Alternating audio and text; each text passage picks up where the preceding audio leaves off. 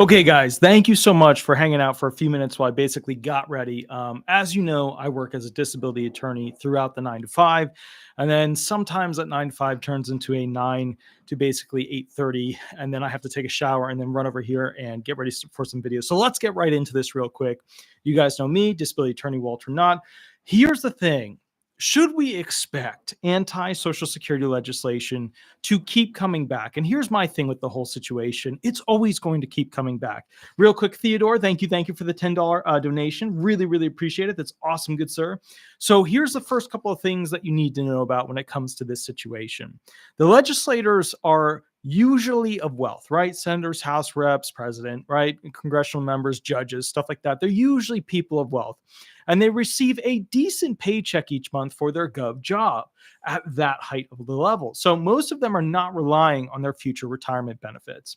Now, not to mention on top of this, they get a pension under the dual coverage, the CSRS offset, or the FERS programs that are available to them. You know, some opted into the older programs, some opted into the newer programs for their pensions. So literally, they have at least, some other option that's going to be carrying them instead of their Social Security benefits. So they're not super worried about Social Security benefits keeping them afloat, which is reason number one why these legislators still keep coming out with all this anti-Social Security benefit legislation. Now, number two on this, the federal government basically spends the most money on Social Security benefits. There's literally nothing else. Like when you're like, oh, VA benefits, nope. Military, nope. Social Security benefits, that's the biggie, okay?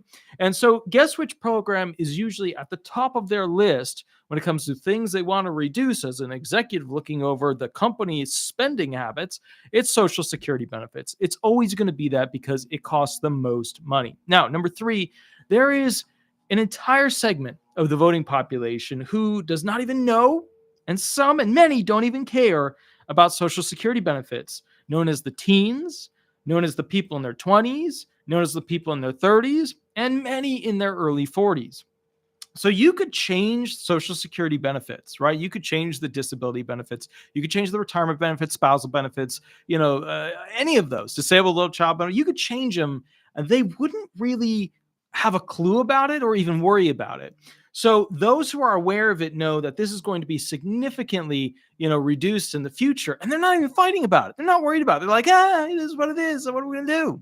So that's a problem. So, and that's the thing too, is the younger generation, and let's be fair, they can't afford it, right? The younger generation, they can't afford to pay for the older generation at the cost of the older generation. Like imagine if you said to the, younger generation, hey, you're going to have to pay for all the pensions of all these corporate people who used to work at these jobs, but you're not going to be allowed to have a pension yourself. And that's exactly what's happening. That's exactly why the younger generations are like, we don't want it. We don't want to have anything to do with it. We'd rather take the money and privately, use it ourselves. We, otherwise just put people on SSI. It is what it is if they got that low at that period in their life. And that's the viewpoint. Like if you're wondering, if you're sitting there, you're like, where are young people at with this whole thing? They don't want to pay for your retirement. And there's always going to be somebody in the chats or the comments that's like, that's my money. And then I have to be like, well, it's not really your money that you paid in. You paid for somebody 2 generations up from you. And then somebody 2 generations down from you is going to pay for you. That's why it is a Ponzi scheme. And it's always weird for me when people, when Democrats throw it at Republicans, and they're like, that Republican called it a Ponzi scheme. Because it is. That's what it is. It's not magic. That's what it is. It's a good Ponzi scheme. It's like one of the few ones that we have. So the point with this whole structure is that you have people that are younger who literally do not want to invest in the government. They do not want any of their money going towards it. And then you have to keep in mind too, they are earning so much less than people who came before them. And their money's getting taxed so much more than people that came before them. And they've got student loans, and everything's obnoxiously expensive due to the value of the dollar just diving, right? And think about houses, forget houses. Owning a house ain't even on the table for most people anymore. Let's keep rolling through this. So the New Deal legislation looks more like a ripoff to younger people who get over 15% taken out of their check every 2 weeks, which frankly, they need it. Like they can't even survive. And, you're seeing all these videos pop up on YouTube and Twitter and X and TikTok, where the younger people are just like, we give up. We work the whole, 40 hours a week. We can't even afford a place on our own. We give up. And that's not a good sign because who's going to hold them up, right? That's the group that's supposed to pay for 2 generations up and more. So, all right. Number 4, Republicans argue that Social Security benefits just takes money from workers and gives it to the retired, which is not capitalism, but rather socialism and outside of free market capitalism. And that's true, but here's the thing. Not all things that are not capitalism. So, like if something's not capitalism, that's still okay. Not every little thing in life has to be capitalism. America was not originally designed on pure exacting capitalism. It's never been that way. It's been that way.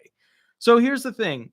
A lot of Americans have no intention of working extremely hard to the point where they own their own company, they work super late and have 2 divorces under their belt. A lot of Americans just 9 to 5 job. That's all they want. They want to earn enough to pay for the things so they can chill out and watch a movie and have fun on the weekends. That's it. Right? If it was free market capitalism, everybody would, with everything in their brain like that, everybody would be pushing everybody off the cliff, trying to get that little bit more. But that's not how it works. Most people, they're cool. They want their 9 to 5. They want to have a family. That's good to go. So you can't have everything be about this market capitalism, this extreme. It's got to be this way. You got to compete. You got to compete, make it cheaper, make it faster, sell more of it. Market capitalism, this free market capitalism is a large part of our population, but it doesn't work for a large part that does not want to participate in it. So, remember, do I expect any of you guys who are not disabled watching this video to work as much as I do? No. But does it make sense that a 37-year-old is now the most, viewed, subscribed to, maybe even famous disability attorney in America because he has worked more hours at this point than a 70-year-old who has only done the 9 to 5 jobs? Well, yeah, it makes sense because I outworked everyone else and included the weekends and included the holidays. I did it, but my eyes are worn out. My life, I'm going to be burned out by the time I'm 50. So there's these things that other people don't want to do because retirement doesn't work for me. By the time I get to retirement, I don't even know if I'm going to be around or alive or whatever. When you work this hard, constantly this hard, I don't know if you guys know this, but that's what farm people do. And farm people don't live that long. That's just the bottom line of it. Now, here's the deal. When I get into that older age, I'll of course pass away sooner. It'll be game over. So we can't expect all people to follow the same design. Number 5, the hyper rich don't want to pay half of the FICA taxes. They would rather the employee pay 100% of the FICA taxes. Excellent, Devno. Thank you for becoming a member. That's absolutely amazing. Very, very cool. So the thing is this, and then Charlton Zimmerman, see, Walter is a Gen X. I'm not, I mean, yeah, a little bit, yeah, kind of, I'm right at the very edge of millennial, I'm at the very beginning of the millennial thing. So it's like, if I look at my sibling, she would in theory be maybe part of it, maybe not, maybe part of the prior generation. All right. So the hyper rich will also never stop working. So these hyper rich, they're always going to be working. They're always going to be managing their assets. They're always going to be pushing. They're always going to be trying to make more than somebody else, right? Bigger, better boat. They got to have it. Bigger, better plane. They got to have it. They don't have a jet. They want to. Cool. That's how they work. That's how their brain is, because it's like the wild. You know what I mean? That's the animal that's like, building the giant beaver dam and then going over there and cleaning out a den inside some crevasse, right? And then building a fence around some beautiful beach area and then claiming it as a resort. And they're the king or queen of the resort. Some people are like that. That's what it is. These super rich, they love that. They love working. Their whole life is working, right? And that's one of the weird things. Nobody ever really talks about this. But what happens when one of those individuals becomes disabled? Nobody ever talks about that on YouTube. No one ever talks about that. It's weird. I should do a video on it. I had like 3 claimants today who were those people. And bottom line is their whole world changed. Nobody ever talks about it. All right. So anyways, with these, wealthy individuals, they own companies. You know how FICA taxes work, right? If you're an employee, company pays half of your FICA taxes. You pay the other half of your FICA taxes. If you're self-employed, you pay 100% of your FICA taxes, right? So bottom line is that these employers, they don't want to pay FICA taxes anymore. They want you, the employee, to pay FICA taxes. And these super wealthy, they're going to work for the rest of their life. They want you not to retire. They want you to not have the benefit of a check coming in, because then you feel like, you know what? I could sit back. I could make this look good. I could relax. They don't want that. That's not their thing. Number 6, the Democrats are suggesting legislation that won't pass, right? They're coming out with a lot of bills. They're not going to pass, okay? Because it taxes the rich more. And taxing the rich more just is not going to work in the modern day. It's just not getting passed. They have too much control. Those wealthy have too much control over every single position of the government, okay? If you haven't noticed, the types of taxes that tax the rich more are extremely unlikely to pass. But the tax everybody more bills seem to become law. That seems to be cool. That seems to be the thing that's actually passing. Now, that's because the rich put the buttons on the suits of our politicians. That's how that works. And that's fine. It is what it is. We understand it. We can change it, but nobody really gets that excited about it. I've noticed that. Number 7, Republicans want to balance the budget. So the classic Republican push as an agenda is about changing the Social Security system so that they can balance the budget and pay people less. That's the whole agenda there. Hey, that's the idea. In the end, it's political suicide to try and reduce the retirement benefits, okay? Which Haley and DeSantis are starting to feel the burn on. Let's just call it like it is. That's what's happening. That's what's happening right there. Most fall into a tough spot with Social Security benefits. There are almost 3,000 rules just in one of the books of law on the subject. There is a ton of BS on the internet from non-attorneys, although there's a few of them that I like, that actually instruct people well. Ultimately, whether it's less education, a lack of ability to access research on the topic, a small desire to figure it all out, or that they have a history of just accepting what comes their way and changing their life as needed is something politicians, well, they just manipulate it. They get in front of the ball. They know how to get the person to line up, and they just send everybody through the same door. That's what a program is. You're sending everybody through the same door. Millennials are poor, and Gen Zs are poor. Boomers think we are all lazy, right? Those millennials, those Gen Zs. You have to have 9 inches of ego and hard mixed Kool-Aid delusion to come up with boomers being anything but like a failed generation that sold manufacturing overseas, and the complete American dream just threw dirt on it. They did. Go ahead. Tell me how those millennials broke America. Walk me through it. Boomers kept their room clean, but let the politicians shove their, what's left downhill on everybody, which is now coming to my generation to fix. And do you really think those Gen Zers are going to be able to pay for your retirement when you're 80? Do you really think so? There's not enough of them working and earning high enough paying jobs to pay enough taxes to do that. Remember, if you don't have enough people, it fails. If you don't have enough people paying enough, it fails. People are making less and fewer are working. It fails. Okay? So here's the deal. Walk me through that issue. Walk me through how your generation will cost trillions per year and the Gen Zers will be able to carry that. That's just 9 inches of ego, people. And ain't no simpler way of saying that particular thing. It just is what it is.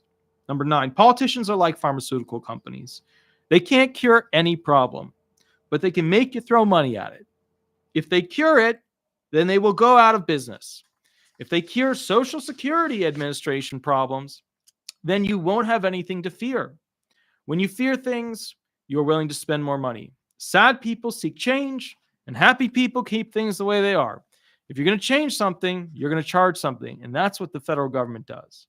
Number 10, the SSA benefits get people more excited than immigration, military, and special program funding. If you want to see people fight with each other, you just talk about Social Security benefits. They get so frothy, so excited, so angry, so tensed up. Why?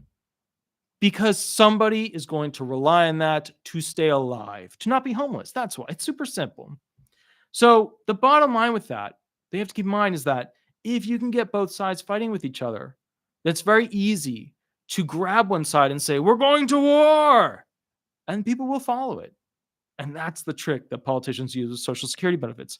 Ask yourself, how many positive things did Trump do for Social Security benefits? Anybody? Got another one for you. Ask yourself, how many positive things did President Biden do for Social Security benefits? I'm listening. I am just, my ear is up. I'm listening. I'm not hearing any. I'm not hearing anything. What about Obama? How many positive things did Obama do for Social Security benefits? The lowest percent passage rate era in the history of Social Security disability benefits at the ALJ hearing level for disability benefits. What did he do that was positive? I'm waiting. I'm waiting. I'm waiting. Come on. Give me a little something. Nothing? That's okay. All right. We'll keep rolling. All right. So here's the next thing. 11. Let's not forget that Democrats have a point right now that some Republicans want to reduce or eliminate Social Security benefits. It's true. They've come out and stated it multiple times. They are into it. Like, that's a side hobby. It is a thing. Okay. They're on the golf course. They're like, how do we reduce Social Security benefits so that it doesn't cost so much? Right. And they're scooting around on their golf cart. Right. Okay. Direct quote from President Biden. I tried with Senator Grassley back in the 1980s to freeze all government spending, including Social Security, including everything.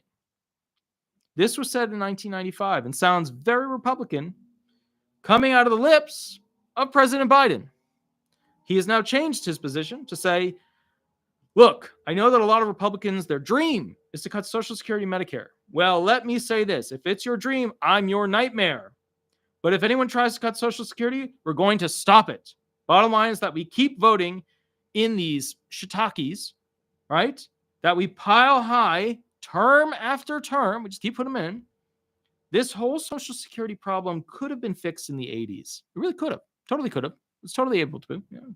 Or even the 90s. Literally, the Bill Clinton Oval Office scandal derailed the fix of our trust funds.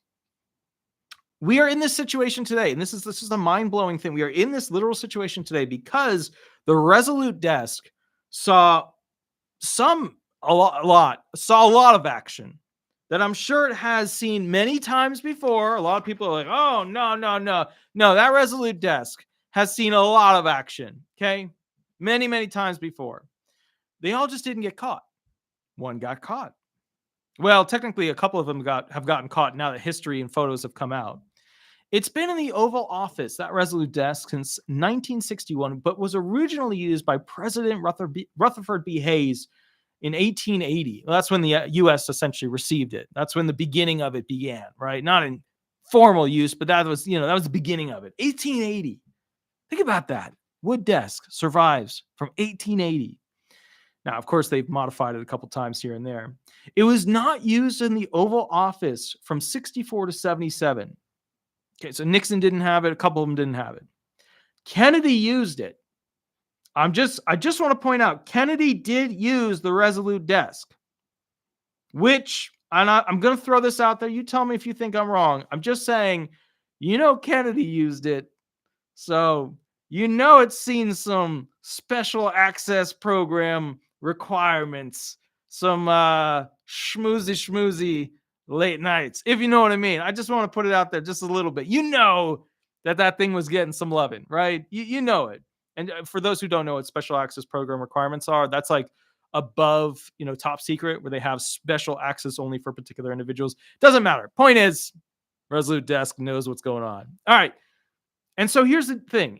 At the end of the day, you've got to understand that some of the weirdest stuff threw off the fixes for this program. And then they keep coming out with legislation to slow it down, shut it down, hurt it, whatever. I mean, and remember, when the IRS gets tens of thousands of new employees, but the SSA doesn't, and the SSA is in a state of crisis, when they didn't pass legislation to go ahead and fix the SSA's funding problem, that was anti-SSA legislation. When it didn't include provisions about what they needed to change to fix the agency, that was anti-SSA activity from the top down.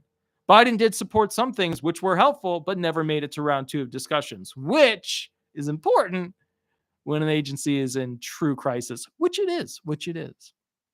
12. Let us not forget that the Social Security benefits are paid for by the people, held in trust by the American government, for their sole use by the American people. Now, like the heavily restricted national parks, rivers, national forests, national wildernesses, and national prairies. Well, actually, there's only one prairie. There's even national seashores, by the way, lake shores, battlefields, historic sites, and even the White House is part of it. It's literally part of the national park system, which was started in 1916, even though the first national park was started in 1872, known as Yellowstone. That super big park, huge park. The one with the mega volcano that erupted 640,000 years ago. That's so long ago. Luckily, it's not going to go ahead and explode well, actually, here's the problem. It's likely to explode within 600 and 700,000 years. And it's right now at 640,000 years. So like in about 10,000 years, we're right there. We're right in that little middle spot. So, it's okay. It's okay. I'm told that as long as we have people who own Facebook, we'll have these mega, Hawaiian-based super mansions with concrete basements that are just incredible. Don't worry. We're all going to fit in there. It's going to be amazing. You guys are going to have a great time. All right. So, point is, the SSA should administer the benefits as they should be, right? We shouldn't have to wait 45 minutes on the phone. We shouldn't have to wait 15 months for, a disability adjudication. And the politicians, they just bottom line shouldn't have dominion over this program, but rather a separate entity should have dominion over at least the trust funds, right? But wait, these people actually exist. These people put in charge of the United States trust funds who are put in as two individuals, a Republican and Democrat, as public trustees of the Social Security trust funds, right? You get your disability, your Medicare, your retirement. But here's the thing. Nobody's actually been voted in since 2015. And then there was a gap again at 2008. My point to you all is this. The program is struggling. And it's been struggling for years. And it just keeps getting worse. Now, they have put a new commissioner in, Commissioner Martin O'Malley. I don't know what's going on. I don't know. They haven't published anything that he's really excited about changing other than integrating basically management style changes to employee review, which is like every 2 weeks they're going to review an employee, see how they did, give an update, etc. But the kicker with this whole employee review thing is that you have to have enough employees to review employees, which they don't. So it's a problem. And I don't know what the solution is other than to tell you, I don't think the Social Security Administration is going to get better within the next couple of months. That doesn't mean we might not, we might see some brilliant actions on behalf of Martin O'Malley, okay? The commissioner might come out and do these amazing things. But if they don't have the money to hire enough people, all you have is a giant corporation struggling to pay what it needs to pay. And the number one thing that costs every corporation the most are the employees. That's always how it's been. That's always how it will be. It's the employees. And let me explain why that's important to know. What is the number one thing that will be replaced when it comes to AI, artificial intelligence? Yeah, you could say production line work. You could. But it's going to be employees. And what happens when those employees get replaced? Well, they're going to run it cheaper, faster. You'll get sooner decisions. You'll get on the phone faster. You'll get answers faster. But once again, people will be suffering as a result of it. So you got to figure out what the balance is. But I guarantee you that AI legislation for the SSA is coming, which will ultimately hurt the American people. I will catch you guys at the next video. The next video basically goes through some really cool stuff. And I think it's going to be a good thing. I have two options here. Let me see what you guys want. Let me ask you guys, do you guys want to know 3 more of the lies that the SSA CDI units use when basically investigating somebody? Or do you want to know what type of reconsideration appeal you should be doing when you get to that step and get your first denial? Because I can go ahead and do either or. Do you guys want to see appeal details and learn about the law a little bit more? Do you want to learn more about the secret police and the types of lies that they tell? You tell me. Let me see where he'll. Okay, gotcha. Happy Mac says the lies. Charlton Zimmerman says the lies. Tegan's Dungeon says appeal details. Appeal details. The SP. Okay, gotcha. The lies. All right, the lies have it. I will catch you guys in the next video. We're going to be doing that, and then we're going to go to the next video after that where I answer questions. I will catch you soon, and we will go from there. Please be safe and see you soon. All right, 5 minutes. All right, bye bye. Bye bye, everybody.